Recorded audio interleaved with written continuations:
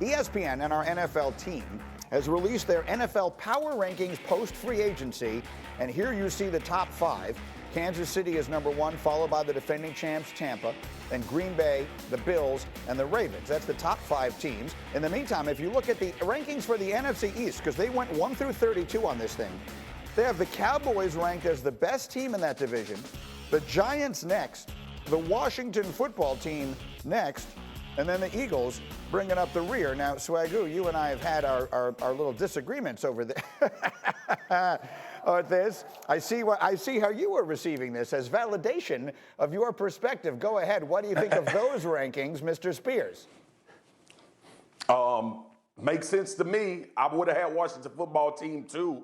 Don't get me wrong. I think that defense and how they can take a leap with Ryan Fitzpatrick as opposed to betting on Daniel Jones playing well. We'll see what Daniel Jones turns into.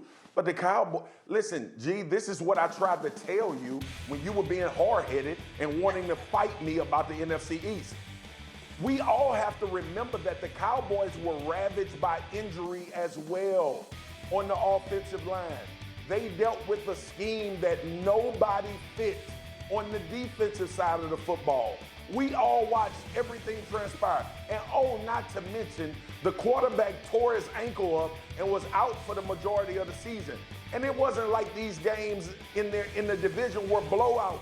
When the Cowboys played against the New York Giants and the Washington football team and the Philadelphia, they weren't blowouts. These were still competitive games. So if you put Dak Prescott back in that lineup, if you bring Lyle Collins back with Zach Martin and Tyron Smith, and you draft well, and Dan Quinn brings over 4-3, where all of these defenders fit and were drafted for because Rob Marinelli and Chris Rashad were there, I expect them to be a way better football team than they were this previous season, and that's why they're the best team in the NFC East. It took a damn power ranking for you to believe it, and I've been on this damn show 3 years. Believe me sometimes, G. Listen, I just looked it up. Thanksgiving Day, Washington 41, the Cowboys 16 in Dallas. I'm not sure that was such a competitive game. David Pollack, let me come to you. Who do you have as the best team in the NFC East? Well, first of all, Greeny, I think Marcus epitomizes the Cowboys fans to a T. They always celebrate preseason power rankings. That's what they do. That's who they are, right? We can't celebrate in the season, so, whoa, preseason, baby. Vegas odds, power rankings. That's who we are. That's what we are.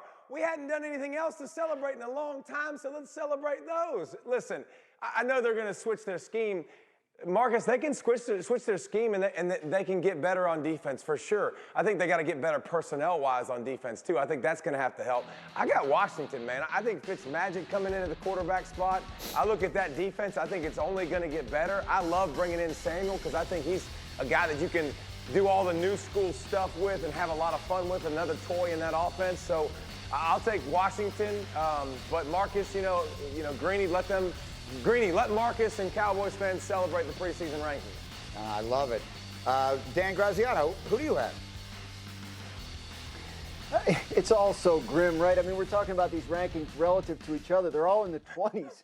That's a rough time for the NFC East. So what I've learned in my time watching and observing and covering the NFC East is that we have no idea what's going to happen. So what I've been saying is I think something comes out of nowhere and surprises you.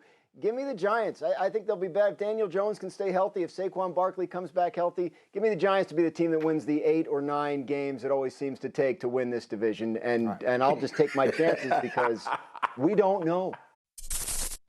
Thank you for watching ESPN on YouTube. For live streaming sports and premium content, subscribe to ESPN+.